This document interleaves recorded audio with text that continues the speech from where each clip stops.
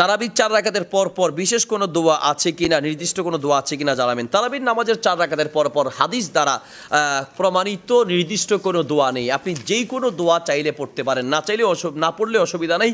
চাইলে আপনি 4 রাকাতের পর পর যেই কোনো দোয়া পড়তে পারেন। আমাদের দেশে সুবহানাজিল মুলকি মালাকুত বলে বা আল্লাহুম্মা ইন্না নাসআলুকা জান্নাতা বলে যেই দোয়াটি পড়া হয় এবং নির্দিষ্ট করে পড়া হয়, এটা নির্দিষ্টভাবে এইভাবে পড়ার পক্ষে নির্দিষ্ট সহি কোনো দলিল নেই।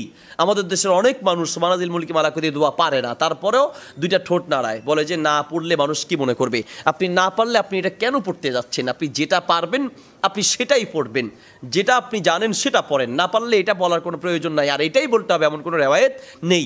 আর যে দোয়াটাই পড়বেন আপনি আস্তে আস্তে ধীরে ধীরে পড়বেন। আমাদের দেশের মসজিদগুলোতে 4 রাকাতের পর পর সুবহানাজিল মুলকি মালাকুত বলে যেইভাবে দোয়া পড়া হয়, এই সমস্ত দোয়ার স্টাইলে মসজিদের বাইরে যদি কেউ থাকে তাহলে মানুষ মনে করবে যে মসজিদের ভিতরে ঝগড়া শুরু হয়েছে, ঝগড়ার মতো করে পড়ছেন। আপনি চিন্তা করে দেখেন, আপনি দোয়া করছেন, কার কাছে দোয়া করছেন? আহকামুল হাকিমিন রব্বুল আলামিন, সারা পৃথিবীর রব মালিক, আপনি আল্লাহর কাছে দোয়া করছেন।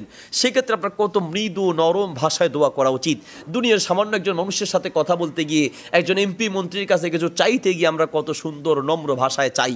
আল্লাহর কাছে আপনি দোয়া করছেন, চাইছেন, সেক্ষেত্রে আপনার সবচেয়ে নম্র এবং ভদ্র ভাষা ধীরস্থিরভাবে চাওয়া উচিত। আমাদের দেশে সুবহানাজিল মুলকি মালাকুতের যেভাবে টানাটানি শুরু হয়, মোবাইলে চলে 3G, আমাদের দোয়াগুলোতে চলে 3, 4, 12G। এইভাবে যে আমরা পড়ছি, এই দোয়া তো কবুল হবেই না, বরং আল্লাহর নারাজ হওয়ার সম্ভাবনা আছে।